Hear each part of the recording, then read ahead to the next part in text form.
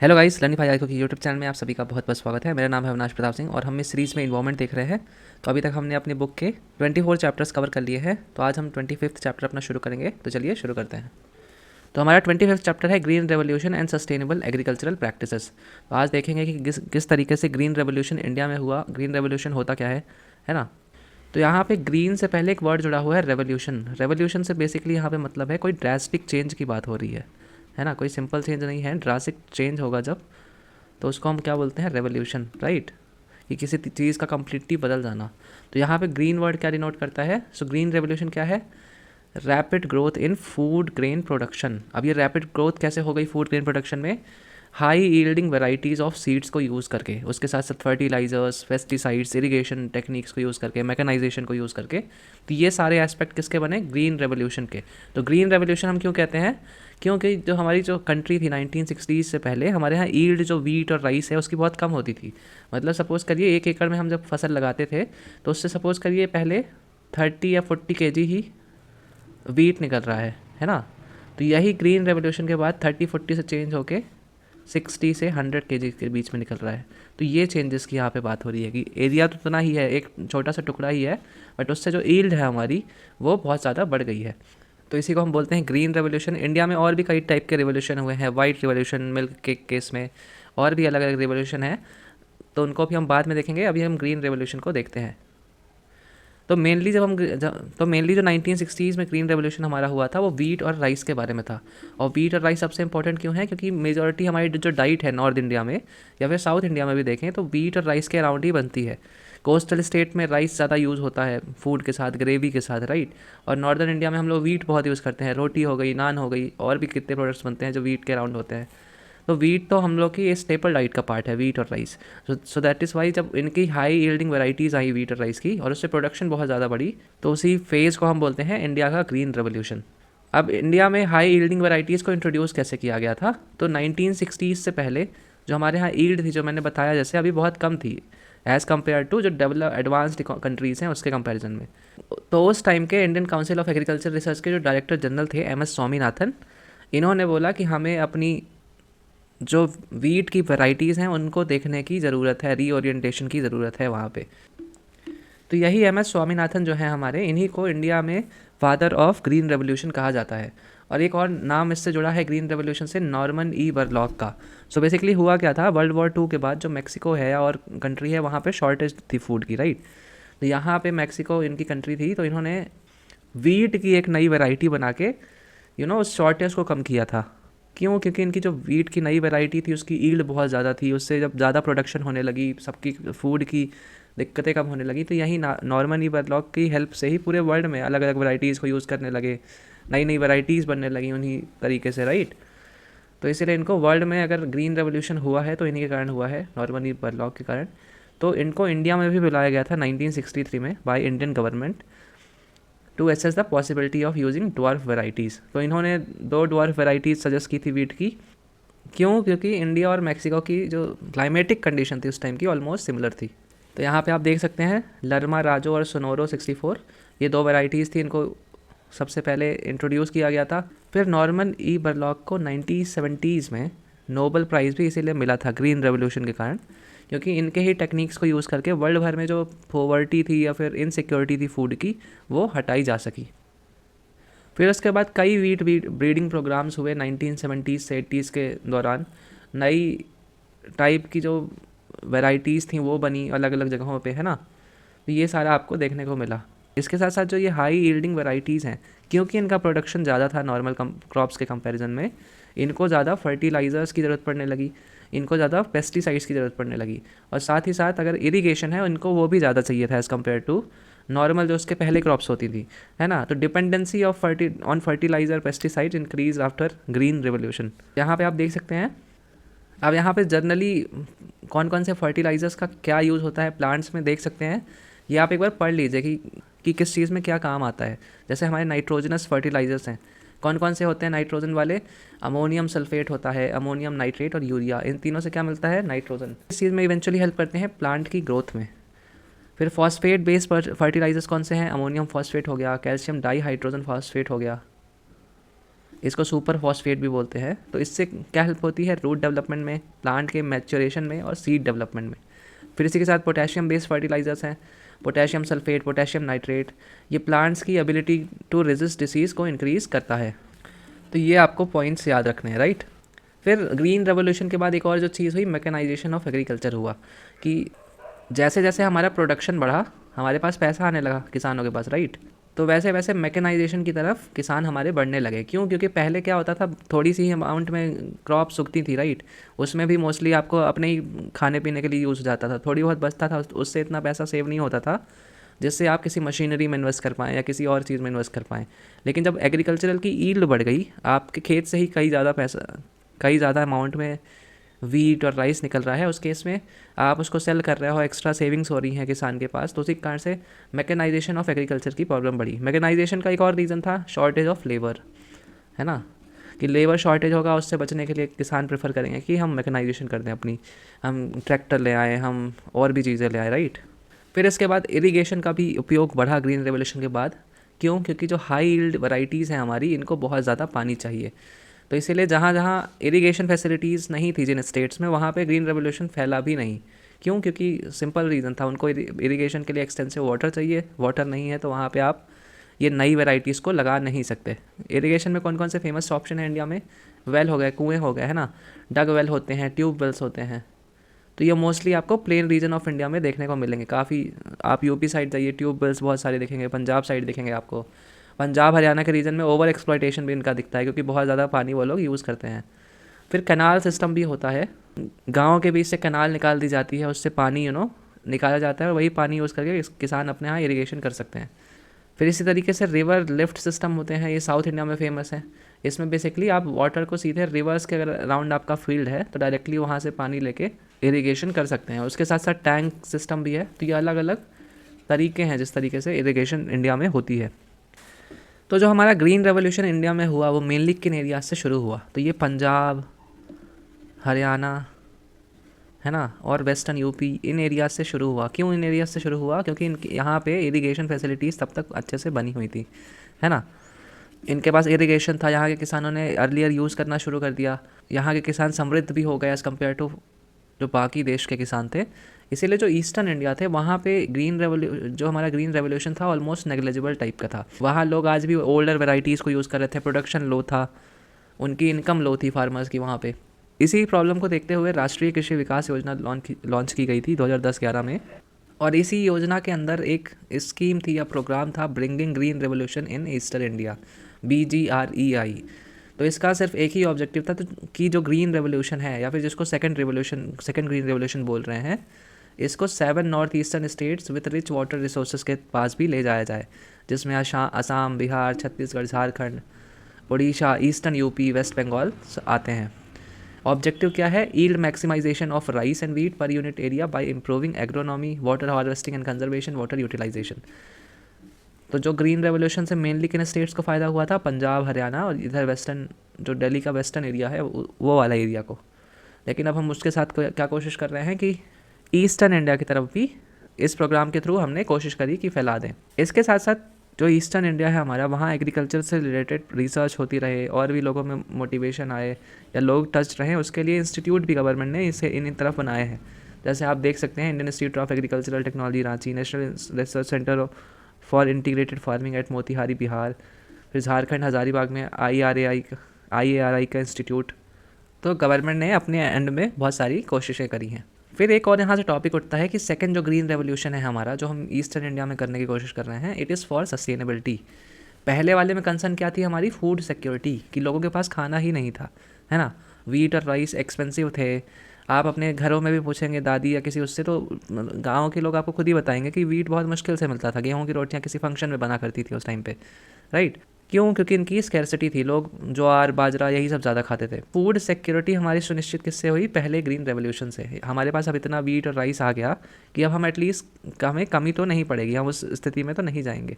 लेकिन स्टिल अभी भी क्योंकि एक लिमिटेड एरियाज़ में हाई प्रोडक्शन हो रहा है, तो वहाँ पे over use of fertiliser, over use of pesticides, over exploitation of irrigation system, तो वो सस्टेनेबल एग्रीकल्चरल प्रैक्टिस नहीं हो रहा है। तो इसीलिए सेकंड हमारा जो ग्रीन रेवोल्यूशन होगा, it should be about sustainability, it should be about sustainable agriculture. तो जब पूरी कंट्री में नई नई वैरायटीज़ ग्रो करेंगी तो एक सस्टेनेबल एग्रीकल्चर वहाँ से निकलेगा, क्योंकि किसी भी एरिया में ज़्यादा इम्पैक्ट नहीं पड़ेगा। यहाँ पे यही सारे पॉइंट्स आप देख सकते हैं जो अभी मैंने बताया आपको कि नीड क्यों है हमारी ग्रीन रेवोल्यूशन को के लिए। इसको आप एक बार यहाँ पे पढ़ लीजिएगा। फिर इससे क्वेश्चन भी उठते हैं मेंस में, क्योंकि बहुत जर्नल टॉपिक है और बहुत जर्नल इसके पॉइंट्स हैं, और क्योंकि इंडिया की हिस्ट्री में बहुत इंपॉर्टेंट इवेंट था ये ग्रीन रेवोल्यूशन, इसीलिए ये इंपॉर्टेंट टॉपिक भी है। फिर हमको सेकेंड ग्रीन रेवोल्यूशन से चाहिए क्या कि हमारी जो एग्रीकल्चरल प्रोडक्शन है वो बढ़ जाए, ताकि जो स्मॉल फार्मर्स हैं और वीकर सेक्शन ऑफ सोसाइटी जिनके पास छोटे छोटे लैंड हैं उनकी भी थोड़ी बहुत सेल्फ एम्प्लॉयमेंट टाइप की हो जाए, कुछ उनका भी सेव करके उनको भी कुछ पैसा आने लगे अगर वो कुछ सेल करें। तो अभी इतनी प्रोडक्शन ही नहीं होती उनकी कि वो बचा पाएँ, उनका खाने में ही यूज़ हो जाता है मोस्टली। तो एक तो सेकेंड ग्रीन रेवोल्यूशन से हमारी ये एक्सपेक्टेशन है। दूसरा है scaling up food production without disturbing the ecological balances. फिर reclaiming degraded and low fertile lands, land deprived of irrigation. फिर boosting agricultural development, women empowerment, environment protection. तो ये सारे हमारे ऑब्जेक्टिव्स हैं कि we want this from green revolution, या फिर जो सेकंड ग्रीन रेवोल्यूशन हमारा हम करना चाह रहे हैं। फिर ग्रीन रेवोल्यूशन को एक सक्सेस बनाने के लिए हम क्या क्या स्टेप्स ले सकते हैं, तो उसमें पहला है प्रिसीजन एग्रीकल्चर। आज के टाइम पे इतना सारा हमारे पास डाटा है हर चीज़ का कि कहाँ पे वाटर है, किस टाइप की स्लोप है, किस टाइप की लैंड कहाँ पे है, कोई मिट्टी है उसमें न्यूट्रिएंट कम ज़्यादा किस में है, राइट। तो इस डाटा को अगर प्रॉपरली यूज़ करें तो किसानों को हेल्प मिलेगी, कहाँ पे हमें कितना वाटर डालना है, किस मिट्टी पे कितना फर्टिलाइज़र डालना है, किस क्रॉप के लिए कितना फर्टिलाइज़र लगेगा। तो प्रिसीजन एग्रीकल्चर से हम ओवर यूजेस या ओवर एक्सप्लॉयटेशन बचा सकते हैं। मोबाइल बेस्ड एप्लीकेशंस यूज़ कर सकते हैं, तो ये सारा प्रिसीजन एग्रीकल्चर के अंदर आता है।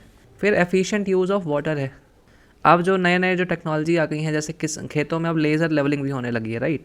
वो ट्रैक्टर के पीछे एक लेज़र के थ्रू लेवलिंग करते हैं कि पूरा अगर किसी का लैंड पहले ऐसा था हल्का सा, तो उसको लेवल करके ऐसा कर देगा, मिट्टी जहाँ से एक्स्ट्रा है वहाँ से उठा के इधर डाल देगा। तो एक लेवल पे जब हो जाएगा तो क्या होगा कि वाटर जब डाला जाएगा तो प्रॉपरली सब जगह एक अमाउंट में जाएगा। अदरवाइज़ पहले क्या था, एक साइड ज़्यादा पानी दूसरे साइड कम पानी, राइट। तो उससे एफिशिएंट यूज़ वाटर का नहीं हो पाता था। तो लेज़र लेवलिंग से क्रॉप यील्ड बढ़ेगी, लेबर का टाइम रिड्यूस होगा जो वीडिंग में जाता था, वाटर यूज़ कम होगा। तो ये सारे इसके बेनिफिट हैं। फिर सस्टेनेबल एग्रीकल्चरल प्रैक्टिसेस को भी हम यूज़ कर सकते हैं for our second green revolution. जैसे ऑर्गेनिक फार्मिंग है, नेचुरल फार्मिंग है, तो इनमें भी अब हमने इतना रिसर्च कर ली है कि किस तरीके से हम उतना अमाउंट का फर्टिलाइज़र दे सकते हैं नेचुरल सोर्सेज के थ्रू, राइट। तो वो कर सकते हैं, उस तरीके से हेल्प ले सकते हैं, सॉइल मैनेजमेंट कर सकते हैं। तो बहुत सारी चीज़ें यहाँ पे लिखी हुई हैं। फिर यहाँ पे यूपीएससी 2017 का मेंस का क्वेश्चन देख सकते हैं। Explain various type of revolutions took place in agriculture after independence in India. How have these revolution helped in poverty elevation and food security in India? तो इसका जो आप पढ़ रहे हैं उसका सीधा सा आंसर यही हो जाएगा, एक तो है ना, उसके बाद एक दो रिवोल्यूशन और इससे फूड सिक्योरिटी से रिलेटेड आप मेंशन कर सकते हैं। फिर आता है हमारा कॉन्सेप्ट ऑफ सस्टेनेबल एग्रीकल्चर। अब जैसे जैसे हमारी टेक्नोलॉजी बढ़ रही है ना, जैसे जैसे हम आगे बढ़ रहे हैं एग्रीकल्चर में, एग्रीकल्चर के साथ नेगेटिव कनोटेशन भी बढ़ते जा रहे हैं। क्यों? क्योंकि हाई यूज़ ऑफ पेस्टिसाइड्स है, हाई यूज़ ऑफ फर्टिलाइजर्स है। तो लोग भी अब नेगेटिव परसेप्शन से इन सब चीज़ों को देखते हैं। तो एक साइड में ही एक सेपरेट डिमांड उठने लगी है कि एक सस्टेनेबल एग्रीकल्चर हो, राइट। हम भी जब सब्ज़ी लेने जाते हैं तो वी ऑल्सो वांट कि ज़्यादा पेस्टिसाइड वाली, ज़्यादा दवाई वाली सब्ज़ी ना हो, राइट। तो ये सारी चीज़ें आ क्यों रही हैं? क्योंकि आज के टाइम पे एग्रीकल्चर में huge amount of environmental problems बनी हुई हैं। इरोजन ऑफ टॉप सॉइल हो जाता है, depletion and pollution of ground water हो रहा है, मैकेनाइजेशन के बढ़ने की वजह से जो लेबर्स हैं उनकी जॉब जा रही है। तो ये सारी चैलेंजेस यहाँ पे बने हुए हैं। जो मॉडर्न एग्रीकल्चर है हमारा, जो ग्रीन रेवोल्यूशन के बाद आ रहा है और जिसे हम धीरे धीरे अडॉप्ट भी कर रहे हैं फॉर अवर फूड सिक्योरिटी, उससे हट के ये कॉन्सेप्ट है कि हमें सस्टेनेबल एग्रीकल्चर की तरफ जाना चाहिए। तो सस्टेनेबल एग्रीकल्चर होता क्या है? इसमें ऐसी सारी प्रैक्टिसेस आप यूज़ करते हो जो इन्वायरमेंटली सेफ़ हैं। इसमें कम फर्टिलाइज़र हम यूज़ करते हैं, इसमें प्रॉपर प्रिसीजन के साथ यूज़ करते हैं, जो भी करते हैं एनर्जी कम उसमें लगे या फिर हमारे फर्टिलाइज़र्स कम लगे, कम में हम कैसे काम चला सकें। प्रिसीजन फार्मिंग हो गई हमारी, या फिर उसी के साथ मेन जो है ऑर्गेनिक फार्मिंग। तो सस्टेनेबल एग्रीकल्चरल है क्या?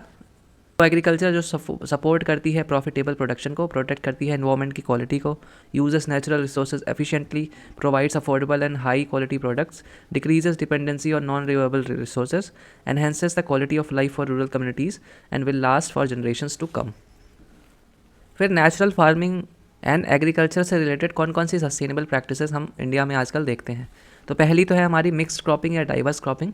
इसमें होता क्या है, जैसे नाम से पता चल रहा है कि 2 या उससे ज़्यादा क्रॉप्स को एक साथ फील्ड में लगाया जाता है। क्यों? क्योंकि सपोज़ करिए एक फील्ड में अगर कुछ प्रॉब्लम हो गई एक टाइप की क्रॉप में, तो जो दूसरी टाइप की क्रॉप है वो उसको कवर कर लेगी लॉसेस को। फिर उसके साथ साथ जो लॉन्ग ड्यूरेशन की क्रॉप है उसको शॉर्ट ड्यूरेशन की क्रॉप के साथ लगाया जाता है, ताकि दोनों को अपनी जो मैच्योरिटी की टाइम है उस तक आते आते दोनों को प्रॉपर न्यूट्रिशन मिले। ये वाली जल्दी मैच्योर होकर न्यूट्रिशन ले लेगी, उसके बाद ये जब न्यूट्रिशन मैच्योर होने का टाइम आएगा तब ये न्यूट्रिशन लेगी। सिमिलरली लेगुमिनस क्रॉप को जो नाइट्रोजन फिक्स करती हैं, इनको लगाया जाता है किसी और मेन क्रॉप के साथ, राइट। तो ये सारे अलग अलग वेरिएशंस हैं। तो जो मिक्स क्रॉपिंग के अलग अलग प्लान हैं वो वही यहाँ पे लिखे हुए हैं। पॉलीकल्चर, इंटरक्रॉपिंग, पॉलीवैराइटल कल्टीवेशन, जो अभी हमने यहाँ पे देखा वही सब इनके नाम है। जैसे पॉलीकल्चर अलग अलग मैच्योरिटी टाइम वाले हैं, पॉलीवैराइटल में सेवरल जेनेटिक वैराइटीज़ एक ही क्रॉप की लगाई जाती है। इंटरक्रॉपिंग अभी हमने देखा ये दो या उससे ज़्यादा क्रॉप्स लगा रहे हैं। फिर मिक्स क्रॉपिंग के एडवांटेज क्या है? पहले तो जो फर्टिलाइज़र और वाटर रिक्वायरमेंट होती है अलग अलग प्लांट्स की वो अलग अलग होती है, इसीलिए इनपुट्स की नीड कम पड़ती है। उसके साथ साथ जो पेस्ट हैं वो भी कंट्रोल रहते हैं। क्यों? क्योंकि अलग अलग टाइप की क्रॉप है तो सारे इकट्ठा नहीं लग पाते, है ना। फिर इसमें ईल्ड भी ज़्यादा आती है एज़ कम्पेयर टू अगर आप कोई मोनोकल्चर, मतलब एक सिंपल क्रॉप लगाएंगे तो सेम एरिया के लिए मिक्स क्रॉपिंग में ज़्यादा ईल्ड आती है as compare to monoculture crop.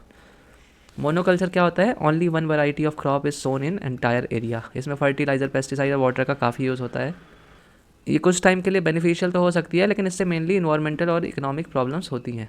फिर स्ट्रिप फार्मिंग भी होती है। इसमें जो मेन क्रॉप्स होती हैं उसको वाइडली स्पेस रोज़ में लगाया जाता है, और जो बीच के गैप्स होते हैं उसको किसी और क्रॉप से फिल किया जाता है ताकि पूरा कम्प्लीटली ग्राउंड कवर हो जाए। यूजुअली स्ट्रिप फार्मिंग किसी पहाड़ वाले एरिया में प्रैक्टिस की जाती है। अगर कोई स्लोप है तो वहाँ पे प्रैक्टिस करेंगे इसको। फिर क्रॉप रोटेशन की प्रैक्टिस होती है। क्रॉप रोटेशन मतलब कि एक फील्ड है अगर, तो उसमें पहले सीज़न में आपने कोई क्रॉप ए लगाई, फिर बी लगाई, फिर सी लगाई। ऐसा नहीं कर रहे हैं आप कि एक ए ही लगा रहे हैं हर सीज़न। तो इससे क्या होता है? इससे फर्टिलिटी जो होती है सॉइल की वो मेंटेन रहती है मोनो क्रॉप के कंपैरिजन में। फिर मिक्स फार्मिंग किसे हम बोलते हैं कि आप फार्मिंग कर रहे हो उसके साथ साथ लाइव स्टॉक की भी ऑपरेशन चला रहे हो। जैसे गाय है या आपके पास बकरी है, उसका पालन भी कर रहे हो, तो उससे भी जो आपका प्रोडक्ट निकल रहा है उसको भी यूज़ कर रहे हो। उसके साथ साथ गाय से जैसे गोबर निकलता है तो अल्टीमेटली उसको हम फर्टिलाइज़र के तौर पे यूज़ कर सकते हैं, है ना। वहाँ से अगर कोई चारा निकल रहा है तो ले आके गाय को खिला सकते हैं। तो दोनों आपस में मिक्स फार्मिंग में बहुत बेनिफिट है। फिर उसके बाद सॉइल मैनेजमेंट भी कर सकते हैं। अगर सॉइल हेल्दी रहेगी तो उसमें कम पेस्ट लगेंगे, कम डिसीजेस लगेंगी।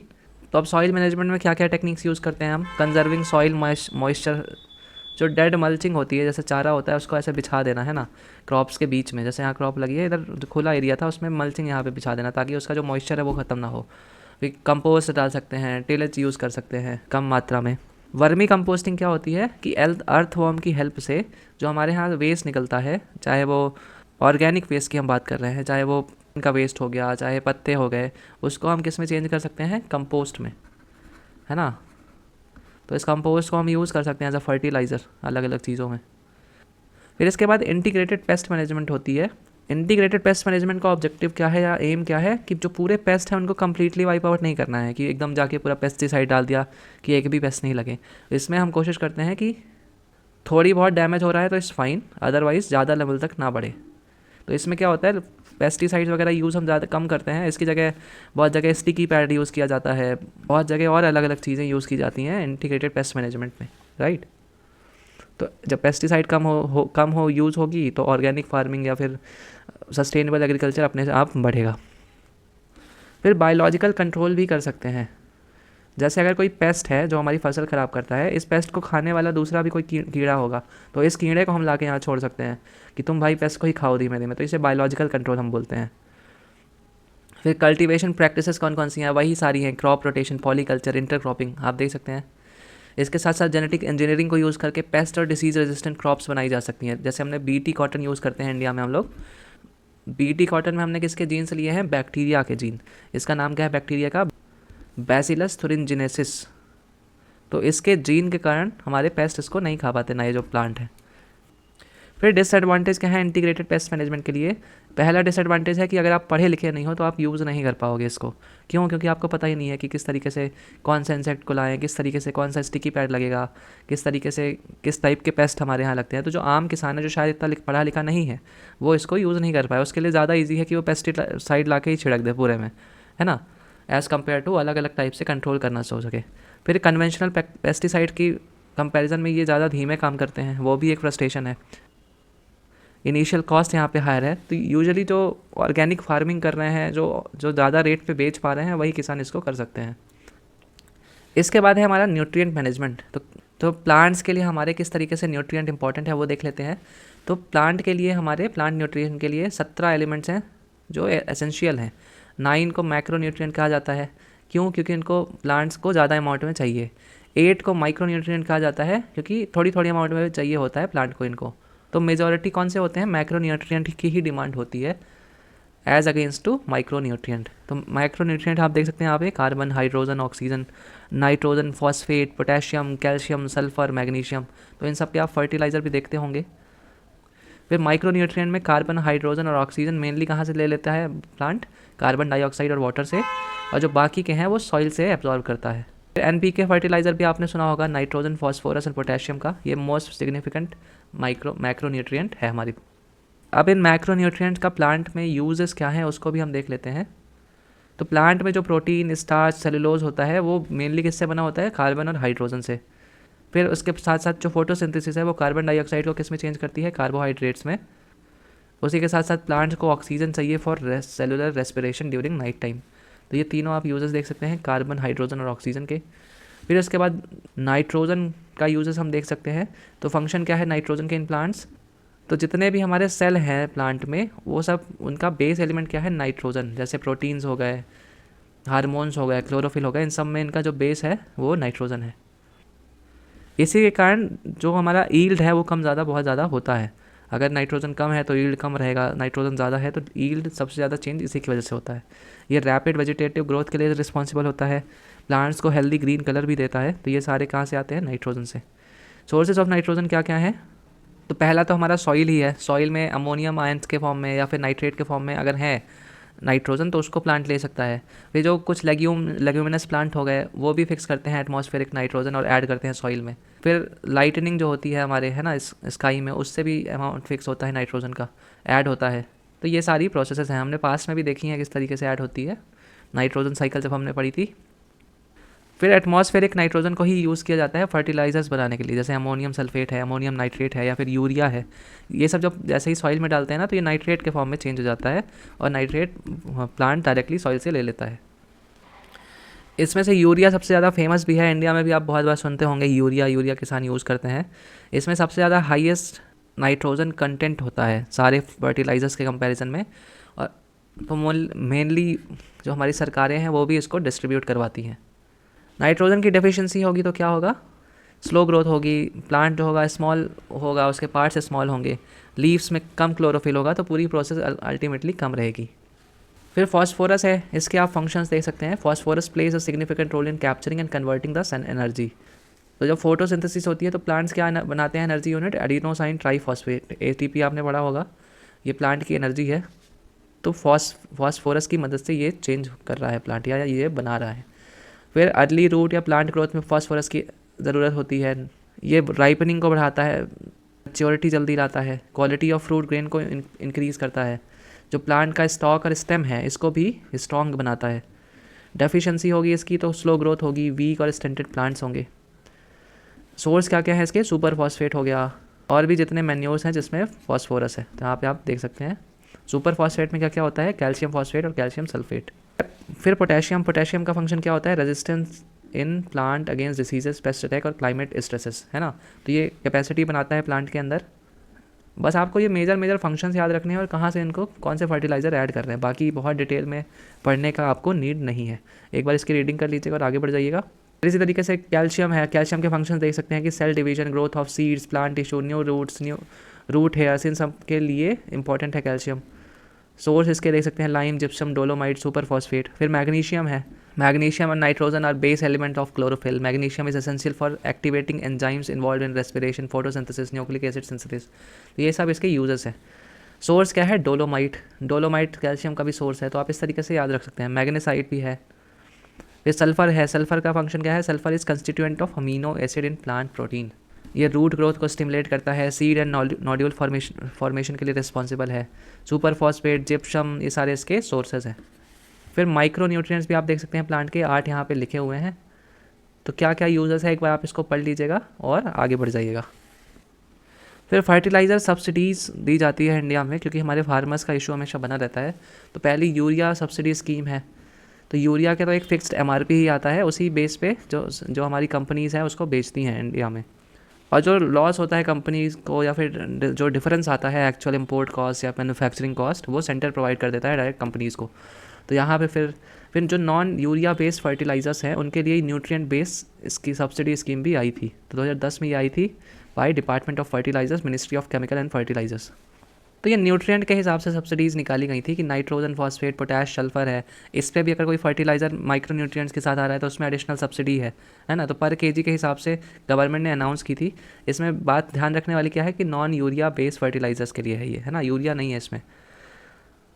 इसमें कैसे काम करता है कि जो एमआरपी आ रहा है बनाने का कंपनीज़ को, उससे सस्ते दाम पे फार्मर्स को बेच देते हैं ये लोग, है ना. और ये जो सब्सिडी होती है बीज का अमाउंट कवर करती है. यहाँ पे जो उसका लॉस हो रहा है कंपनी का, वो सरकार इसको पे कर देगी सब्सिडी के फॉर्म में. इशूज़ क्या आ रहे हैं फर्टिलाइज़र सब्सिडी के साथ? अब सिंस यूरिया का प्राइस फिक्स कर दिया है गवर्नमेंट ने, एमआरपी ही सीधे सीधे, तो उसमें हो क्या रहा है कि यूरिया का प्राइस सस्ता है एज़ कम्पेयर टू ये जो एनबीएस स्कीम के फर्टिलाइज़र्स है. इनमें भी कवर होती है, लेकिन अल्टीमेटली जो रेट है वो मार्केट डिसाइड करता है इसमें, है ना, कितना एमआरपी बन रहा है. यूरिया में गवर्नमेंट फिक्स रेट बता रही है, इसलिए यूरिया सस्ती मिल रही है तो फार्मर्स ज़्यादा इसको यूज़ कर रहे हैं as compare to other fertiliser, जिससे एक इम्बैलेंस बन रहा है फर्टिलाइजर्स का इन द सॉइल. फिर एनवायरमेंटल और इकोनॉमिक कॉस्ट भी इससे जुड़े हुए हैं. Environmental cost, excessive use of fertiliser use हो रहा है. क्यों? क्योंकि सस्ते बहुत मिल रहे हैं फर्टिलाइजर्स, है ना. तो बहुत जगह किसान एक्सेस में डाल दे रहे हैं, जितनी नीड है भी नहीं. इंडिया में मोस्टली जो हमारी सॉइल है उसके लिए रेशियो क्या बोला जाता है एनपीके का? 4:2:1. लेकिन आप देखोगे जो एक्चुअल रेशियो होता है उसमें नाइट्रोजन का क्वांटिटी बहुत ज़्यादा ही रहेगा, है ना, क्योंकि बहुत ज़्यादा. फिर इन्हीं सबको हटाने के लिए मेजर्स रिक्वायर्ड हैं कि कम सब्सिडी दी जाए, मार्केट बेस्ड सब्सिडी हो, बहुत ज़्यादा सब्सिडी ना दी जाए, है ना. अगर सब्सिडी एट द एंड देनी भी है तो डायरेक्ट किसानों को दे दी जाए. तो बहुत सारे ऐसे छोटे छोटे यहाँ पे पॉइंट्स लिखे हैं, आप इसको पढ़ लीजिएगा. इसके बाद है हमारा टर्म ऑर्गेनिक फार्मिंग. तो ऑर्गेनिक फार्मिंग होता क्या है? Organic farming avoids the use of synthetic fertiliser, pesticide, growth regulator and livestock feed additives. तो इसमें बेसिकली जितने भी केमिकल्स हैं, जितने भी आर्टिफिशियल चीज़ें हैं मोस्टली, उसको हम इग्नोर कर देते हैं. तो ऑर्गेनिक फार्मिंग में हम क्या कर रहे हैं? क्रॉप रोटेशन कर रहे हैं, बायोलॉजिकल मैनेजमेंट कर रहे हैं, एनिमल हस्बेंड्री है, बायो फर्टिलाइजर्स का यूज़ कर रहे हैं, मैन्योर हो गया, vermi compost, green leaf manures. तो ये सारी चीज़ें जो नेचर से ही हमको मिल रही हैं, अल्टीमेटली हम उसी को यूज़ करके सॉइल को हेल्दी बना रहे हैं, उसी पे क्रॉप्स कर रहे हैं. जो हमारा इंटीग्रेटेड पेस्ट मैनेजमेंट है वो भी ऑर्गेनिक फार्मिंग में लगता है. तो ऑर्गेनिक फार्मिंग में एडवांटेज भी बहुत सारे हैं, क्योंकि जो सॉइल होगी ये भी हेल्दी होगी एज़ कम्पेयर टू जो बाकी सॉइल होती है. यहाँ ऑर्गेनिक कंटेंट बहुत हाई रहता है इन सॉइल का. उसके साथ साथ जो यहाँ से सब्जी निकल रही है, जो यहाँ पे क्रॉप निकल रही है, उसमें भी केमिकल्स नहीं होंगे. तो जो आदमी खा रहा है उसको भी, उसके भी खाने में अच्छा हेल्दी फूड जाएगा. तो इसीलिए ऑर्गेनिक फार्मिंग अब एक नया सेगमेंट निकल के आ रहा है इंडिया में. ये एक एक्सपेंसिव सेगमेंट की तरफ बढ़ रहा है ना, कि सब तो नहीं ले सकते, बट जो लोग रिच हैं, जो लेना चाहते हैं, वो ज़्यादा पैसा दे के इसको खरीद सकते हैं. ज़्यादा पैसा क्यों? क्योंकि ऑर्गेनिक फार्मिंग की ईल्ड कम होती है as compare to normal farming, है ना. तो अब जब ईल्ड कम होगी तो किसान को अपना खर्चा उठाने के लिए ये महंगे रेट पे ही बेचेगा, राइट. तो जो रिच लोग हैं, जो अफोर्ड कर सकते हैं, they should pay the higher price, और वहाँ से वो ले सकते हैं और हेल्दी फूड वो भी खा सकते हैं. तो दोनों के लिए विन विन सिचुएशन क्रिएट हो सकती है. तो यहाँ पे हम वही सब देख सकते हैं, वही सारे पॉइंट्स लिखे हुए हैं कि आर्टिफिशियल हम कुछ नहीं यूज़ कर रहे हैं, अलग अलग टेक्निक्स का यूज़ करके, क्रॉप रोटेशन हो गया, हैंड वीडिंग हो गया, नेचुरल हमारे फर्टिलाइजर्स हो गया, पेस्ट कंट्रोल नेचुरल तरीके से करना, है ना. ये सारी चीज़ को यूज़ करके हम अल्टीमेटली कोशिश कर रहे हैं कि एकदम हेल्दी फूड लोगों के पास जा सके ऑर्गेनिक फार्मिंग के थ्रू. फिर बायो फर्टिलाइज़र मेनली यूज़ होते हैं. बायो फर्टिलाइजर्स का मतलब क्या होता है? तो देख सकते हैं ये ऐसे माइक्रो ऑर्गेनिज्म है जो कि जब इनको सॉइल में डाला जाता है तो ये एनहेंस करते हैं ग्रोथ को, ईल्ड ऑफ क्रॉप को, सॉइल की फर्टिलिटी को इंक्रीज़ करते हैं, जो पोल्यूशन है सॉइल में उसको रिड्यूस करते हैं। जैसे आप देख सकते हैं लिविंग और biologically active products, microbial inoculant of bacteria, algae, fungi, ये सारे यहाँ पे यूज़ होते हैं। फिर यहाँ पे देख सकते हैं आप राइजोबियम बायो फर्टिलाइज़र। तो rhizobium is a symbiotic bacterium forming root nodules in leguminous plant. इसका काम क्या है, ये नाइट्रोजन फिक्स करता है, तो सॉइल में नाइट्रोजन की कमी को ये फुलफिल करेगा, राइट, इसको ऐड किया जाएगा। तो फिर एजोबैक्टर बायो फर्टिलाइज़र है, एजोस्पिरिलियम बायो फर्टिलाइज़र है, ब्लू ग्रीन अलगी बायो फर्टिलाइज़र है। तो ये सारे किसमें मोस्टली नाइट्रोजन की फिक्सेशन के लिए रिस्पॉन्सिबल है, राइट।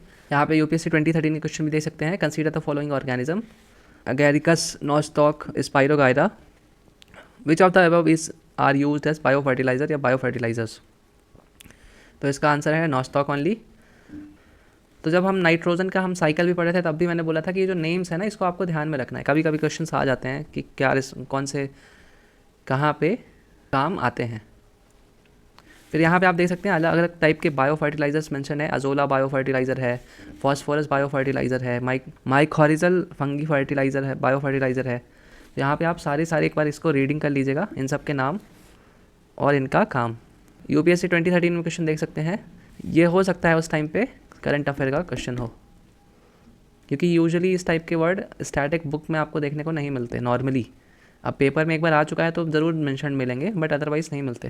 तो हो सकता है उस टाइम पे यूपीएससी का क्वेश्चन रहा हो। तो इसका यूज़ पूछा है क्या क्या करता है प्लांट्स में, तो इसके आंसर क्या है, ऑल, तीनों चीज़ें करता है प्लांट्स को हेल्प करने में। फिर कंपोस्ट टी भी बनती है ये एक लिक्विड फर्टिलाइज़र है।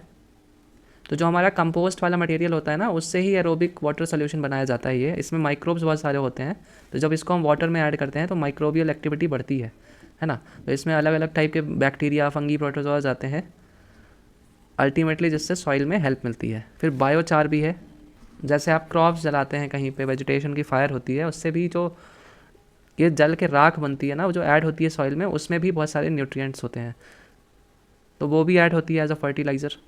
इसको एक बार आप रीडिंग करके आगे बढ़ जाइएगा।